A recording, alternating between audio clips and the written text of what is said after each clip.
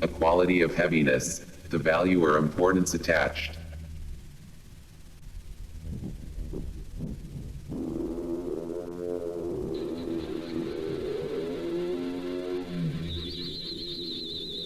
A long sloping cement ditch running behind a row of old brick ramblers partially canopied with overgrowth and remains of old fencing.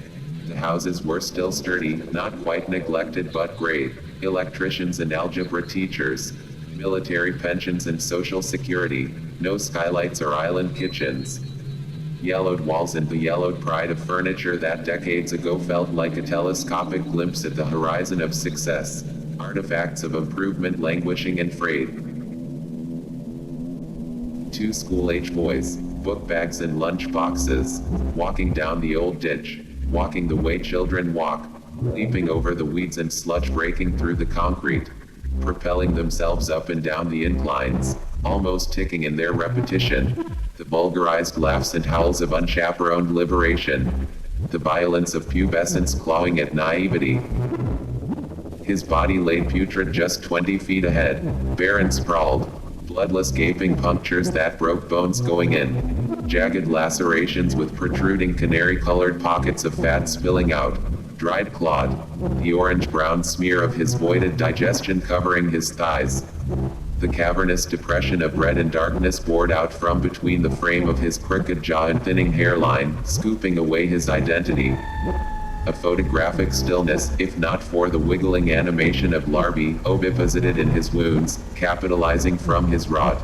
The boys approached with intent, picking up speed into almost a skip. They'd been here before. The previous day they had stumbled on his dreadful camp, discarded their next to sun-bleached bottles and cans in the cracked canal.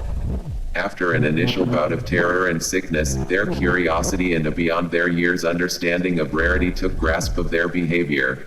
Unforensic prodding. Sticks and branches evolving into hesitant fingertips lifting and spreading the scored flesh. Groundless speculation. Talk of deformed monsters stalking in shadows. A mangy lycanthropic menace. Impressions and reenactments of lumbering creatures with outstretched arms and stiff knees. Pupils rolled back beyond visibility. A pact of silence consisting of spit-covered palms was instituted and the boys decided to return the following day to continue their investigations. Kicking away dust and cigarette butts, one boy knelt down beside the cadaver, flipping the backpack slung over his shoulder into his lap. Cautiously panning his surroundings before fixing eyes with the other boy, who began to crack a shakingly anxious yet impatiently errant smile. Unzipping the blue canvas book bag, the boy reached in and retrieved the brown plastic 16-ounce bottle of peroxide, the remedy for the scraped shins and elbows of summertime fence jumping. The marvel of its curious reaction, his friend inched forward, hovering over the corpse. The boy tossed his bag behind him and stood up, nodding to his companion as he regained his footing and began to twist the white cap from the bottle. A slow tilt, resulting in a sprinkle of drops, quickly became injudicious pouring as the chemical cascaded from the mouth of the bottle, splattering and pooling in the peeled and potholed cavity festering below them, an acid rain. Frothing white waves glugged and fizzed out of the craters and gashes. Rupturing hissing fountains that through child's eyes appeared as geysers. The morbid scientists, recoiling and approaching with equal excitement. The morbid scientists and their subject, with his excavated gouged-out face. His fractured empty skull filled up like a wash basin with the effervescent soup. The snakish whistle of oxidating bubbles evacuating and reproducing across the length of the torso, cocooning his disease.